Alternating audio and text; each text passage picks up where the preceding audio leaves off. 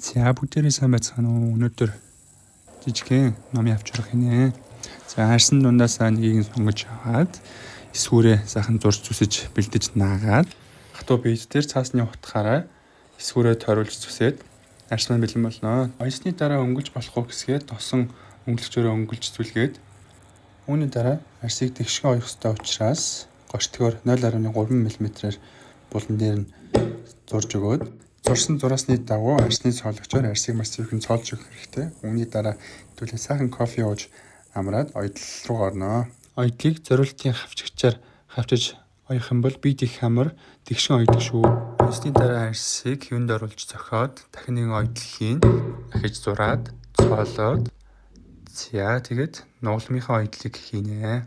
Энэ оёдлоо би жоохон загвар нэмэхийн тулд хэрээс хийж зөрүүлж ойсон. Ингээд эцэст нь арсыг сайхан өнгөлж өгөх хэрэгтэй.